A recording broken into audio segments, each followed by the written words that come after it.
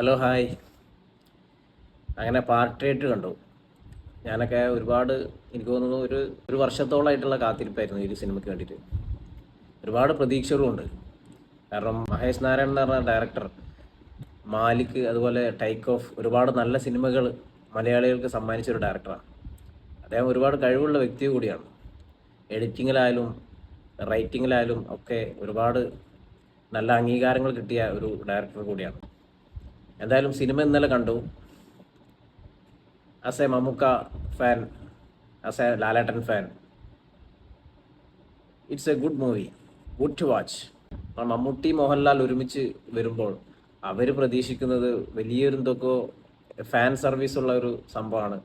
പക്ഷെ അത് സിനിമയുടെ പ്രൊമോഷൻ ടൈമിൽ അവർ പറഞ്ഞിട്ടുണ്ടായിരുന്നു, ഈ സിനിമ തികച്ചും കണ്ടന്റ് ഓറിയൻറ്റഡ് ആയിട്ടുള്ള ഒരു സിനിമയാണ്.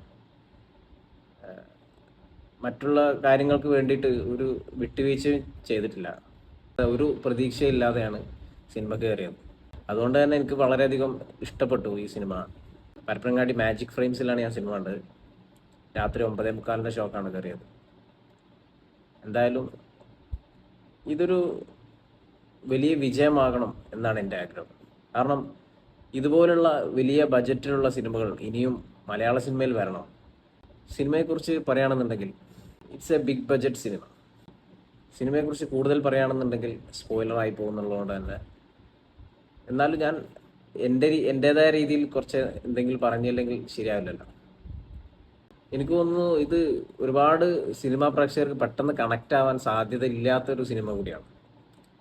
കാരണം അവരുദ്ദേശിക്കുന്നത് കിട്ടാതെ പോകുന്നുണ്ടോ എന്നൊരു ഡൗട്ടുണ്ട്. ഞാനൊക്കെ സിനിമ കാണുന്നതിൻ്റെ ഇടയിൽ ഒരുപാട് ആൾക്കാർ ഇഷ്ടമില്ലാതെ അവർ മൊബൈലിൽ നോക്കി നിൽക്കുന്നത് ഞാൻ കണ്ടിട്ടുണ്ട്. അതുകൊണ്ട് തന്നെ it's not every one cup of tea എന്ന് പറയേണ്ടി വരും ഈ സിനിമയെ കുറിച്ച്. എനിക്കിഷ്ടപ്പെട്ടു. അതെന്താണെന്ന് ഞാൻ വെച്ചാൽ അതിൻ്റെ ഒരു മേക്കിംഗ് സ്റ്റൈലും അതുപോലെ തന്നെ BGM വളരെ നന്നായിട്ടുണ്ട്. സുഷിൻ ശ്യാം ചെയ്ത BGM. പിന്നെ എടുത്തു പറയേണ്ടത് ഇതിൻ്റെ ഒരു കളർ ഗ്രേഡിങ് എല്ലാം കൊണ്ടും. പിന്നെ മൾട്ടി ലൊക്കേഷൻസ് ഉണ്ട് ഇതിൽ.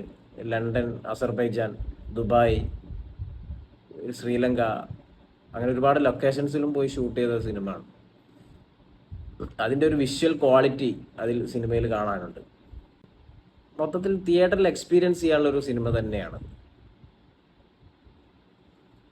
പിന്നെ ഇതിൻ്റെ ഒരു ബിൽഡപ്പ് എന്ന് പറഞ്ഞാൽ ഫസ്റ്റ് ഹാഫിൽ ഈ കഥയിലേക്കുള്ളൊരു ബിൽഡപ്പാണ്. അതുകൊണ്ട് തന്നെ കുറച്ച് ലാഗ് ഫീൽ ചെയ്യാൻ സാധ്യതയുണ്ട്. നമ്മളതിൽ ഇന്നായി കഴിഞ്ഞാൽ പിന്നെ നമുക്ക് നല്ല രസകരമായിട്ട് തോന്നാം.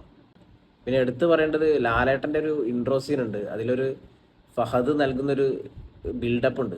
വളരെയധികം തിയേറ്ററിൽ ആരവം ഉണ്ടാക്കിയൊരു സീനായിരുന്നു. മമ്മൂക്ക മോഹൻലാൽ രണ്ടാളും ഒരുമിച്ച് വരുന്ന സീൻ അതിന് ശേഷമാണുള്ളത്. ഞാൻ കൂടുതൽ പറയുന്നില്ല.